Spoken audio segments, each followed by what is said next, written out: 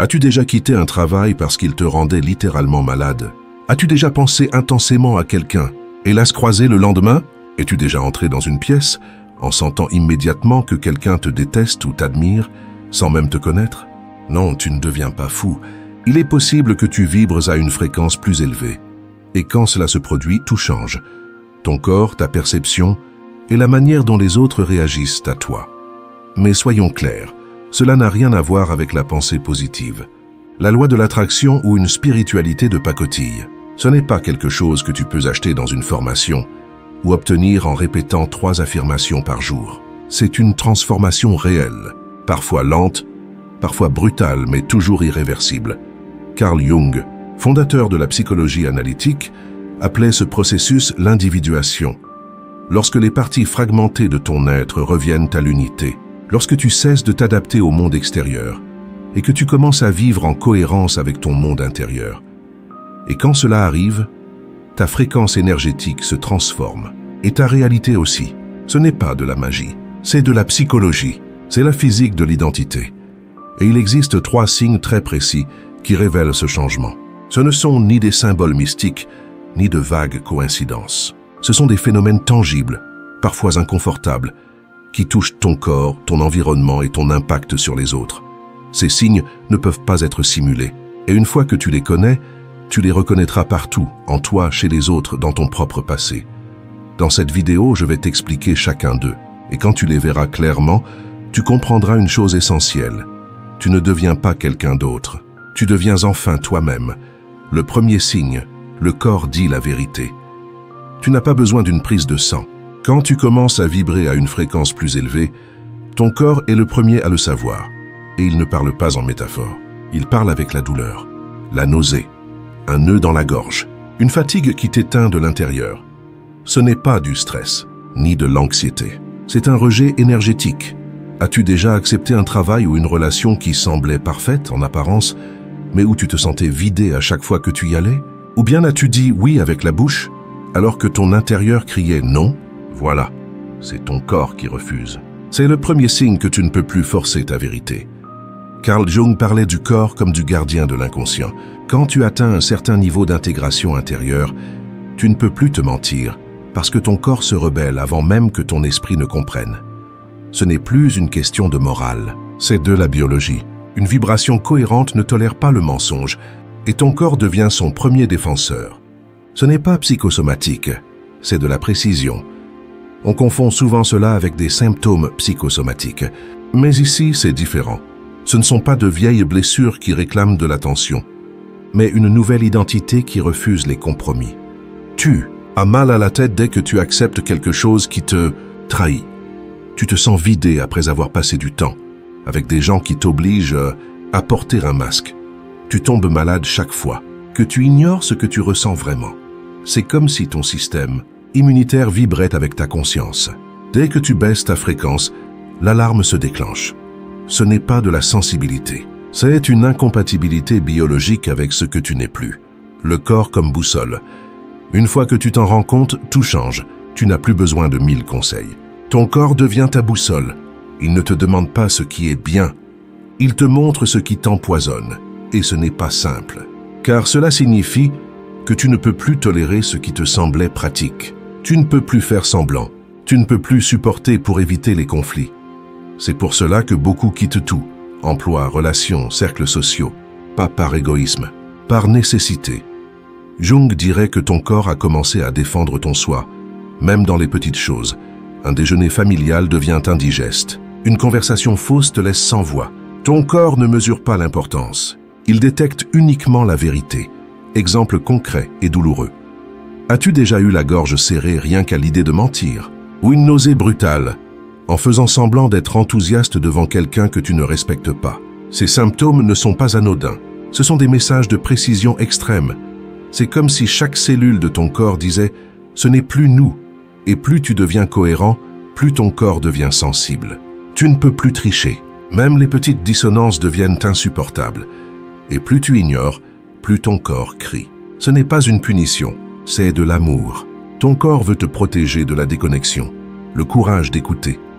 La vérité, c'est que ton corps ne te punit pas. Il te protège. Il t'empêche de te perdre. Et si tu ne l'écoutes pas, il hausse le ton. D'abord une gêne, puis un mal-être, puis l'effondrement. Voici la nouvelle règle. Plus tu es vrai, moins tu peux te mentir. Et c'est la première grande épreuve. Car vibrer haut signifie renoncer au confort du compromis. Tu ne peux plus te contenter de peu. Tu ne peux plus avaler des choses pour faire plaisir aux autres. Ton corps ne te le permettra plus. C'est le premier signe. Et une fois qu'il s'active, chaque fibre de ton être collabore avec ta vérité. Et à partir de là, chaque fois que tu te trahis, tu le sentiras dans ta chair. À un certain stade de ton chemin intérieur, quelque chose d'incroyablement étrange se produit. Et tu ne peux plus faire semblant que ce soit une coïncidence. Tu commences à penser quelque chose, et ça se manifeste. Tu réfléchis à une question existentielle, et la personne derrière toi au café dit exactement les mots que tu avais dans la tête. Tu conduis en silence perdu dans tes pensées, et un panneau publicitaire te répond. Tu penses à un vieil ami, et il t'écrit 2 jours plus tard après des années de silence. Ce n'est plus un hasard, c'est un dialogue avec la réalité.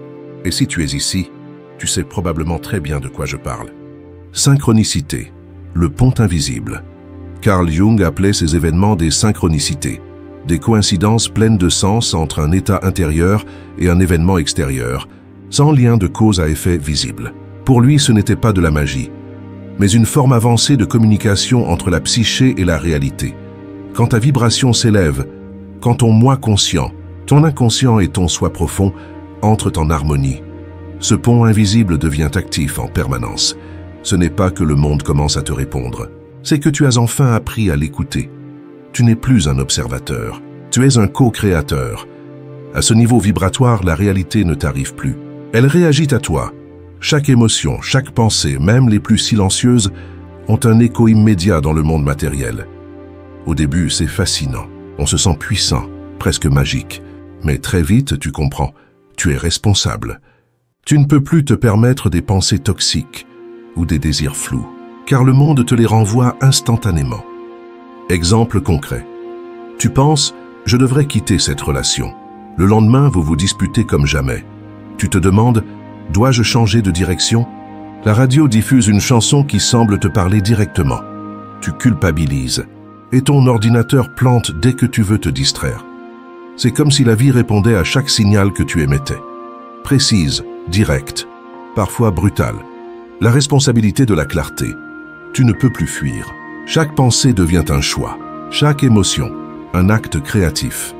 Et la vie te montre exactement ce que tu vibres, quand le monde devient un miroir. À ce stade, tout est signe. Chaque chose reflète ton état intérieur. Si tu es en paix, tout s'aligne. Si tu es confus, tout bloque. Si tu es vrai, des confirmations arrivent. Si tu mens, des erreurs surgissent. La réalité devient un miroir accordé à ta fréquence. Et si ta fréquence est claire, le monde entier vibre avec toi. Le troisième signe, les réactions des autres. Le troisième signe que tu vibres à une fréquence plus élevée. Ne vient pas de toi, il vient des autres. Quand ta fréquence devient claire, définie, authentique, les gens le sentent. Même s'ils ne te connaissent pas. Même si tu ne dis rien, et leurs réactions deviennent extrêmes. Certains se sentent en confiance et s'ouvrent complètement à toi. D'autres te rejettent aussitôt, sans raison apparente. Cela n'a rien à voir avec ce que tu dis, mais tout à voir avec ce que tu es, le phénomène de polarisation énergétique. Les personnes très intégrées ne passent jamais inaperçues. Leur énergie est trop claire pour être ignorée. Résultat, on les aime ou on les évite. On les cherche ou on les fuit. Carl Jung expliquait cela par le concept de projection. Les gens ne réagissent pas à toi, mais à ce que tu réveilles en eux. Si une part refoulée est reflétée par ta présence, la défense s'active. Si une qualité endormie en eux est incarnée par toi, l'attraction se déclenche. Tu deviens un miroir, et tout le monde n'est pas prêt à s'y regarder. Exemple concret de réactions intenses.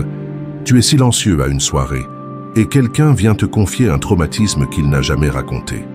Tu entres dans une pièce, et quelqu'un te lance un regard hostile sans que vous vous soyez jamais parlé.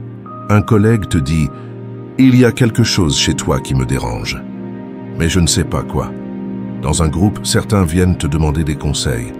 D'autres t'évitent sans raison. Tu ne fais rien de spécial. Tu ne cherches pas à te faire remarquer. Et pourtant, Ta seule présence active quelque chose d'inconscient chez les autres. L'authenticité, menace ou libération. Quelqu'un qui vibre dans la vérité ne s'adapte pas. Il ne se diminue pas. Il ne se déguise pas pour rassurer. Et cela dérange, car ça met fin au jeu. Ça révèle sans parler les illusions des autres. Ta vérité agace ceux qui vivent dans le compromis, mais elle libère ceux qui attendaient un modèle pour s'autoriser à être eux-mêmes. Ce signe t'apprend que tu ne peux plus rester neutre. Si ton énergie est claire, elle devient une force, qu'on l'accepte ou non. Ce n'est pas du narcissisme, c'est de la présence. C'est essentiel. Distinguer entre vibration élevée et ego spirituel. Tu ne cherches pas à provoquer. Tu ne veux pas contrôler. Tu es simplement dans ta vérité. Et cette vérité devient une force tranquille que les autres ne peuvent ignorer. Quand tu ne te caches plus, tu deviens visible. Et cette visibilité intérieure n'est pas une quête d'amour, mais une présence, une évidence, le prix de la clarté. Vivre à ce niveau, c'est ne plus pouvoir se camoufler. Tu ne peux plus plaire à tout le monde. Tu ne peux plus dire ce qui arrange. Les gens réagissent, projettent, te renvoient ce qu'ils ne veulent pas voir. Et tu ressens tout ça, dans ton corps, ton intuition, tes silences. C'est parfois solitaire, mais profondément libérateur. Parce que tu n'as plus besoin de gérer ton image. Tu existes enfin dans ta véritable présence, l'épreuve ultime. Voici le troisième signe. Le monde réagit à ta présence avant même que tu ne parles, pas avec des applaudissements, mais avec la vérité brute. Et si tu es prêt à accepter que certains ne te comprendront jamais, mais que d'autres guériront juste en étant à tes côtés, alors tu as franchi le seuil. Car la vibration élevée ne cherche pas l'approbation. Elle ne se modifie pas, ne s'adoucit pas, elle est claire. C'est tout, et on le sait bien. La lumière n'est pas toujours la bienvenue, là où règnent encore les ombres. À ce stade, tu t'es peut-être reconnu. Ton corps t'avertit avec précision quand tu te trahis. Tu as vécu des moments où la réalité t'a répondu avec une clarté déconcertante. Et tu as vu des gens réagir à toi de manière inexplicable, certains attirés, d'autres dérangés. Voici les 3 signes. On ne les achète pas. On ne les cherche pas. Ils sont la conséquence naturelle d'une seule chose. Tu es devenu réel. Mais devenir réel a un prix. Cela signifie que tu ne peux plus ignorer ce que tu ressens. Tu ne peux plus tolérer les environnements toxiques. Tu ne peux plus faire semblant, même par confort. Cela signifie marcher dans le monde avec ta vérité à nu, même quand personne ne la comprend. Cela signifie perdre le luxe du compromis, pour gagner quelque chose de bien plus grand, la liberté intérieure. Les personnes à haute vibration ne sont pas parfaites, mais elles sont entières. Elles n'ont pas toutes les réponses, mais elles ont cessé de se mentir. Et cela les transforme, à jamais. Si ces mots ont éveillé quelque chose en toi, tu n'es pas seul. Il existe un réseau invisible de personnes qui suivent ce même chemin. Des gens qui choisissent chaque jour la vérité plutôt que l'approbation. Partage en commentaire lequel des 3 signes tu as le plus ressenti dans ta vie. Pas pour prouver quoi que ce soit, mais pour témoigner. Et si ce genre de contenu te parle, abonne-toi, active la cloche. Rejoins une conversation qui va au-delà de la surface. Parce qu'ici, on ne cherche pas des abonnés. On cherche à partager une vérité vivante.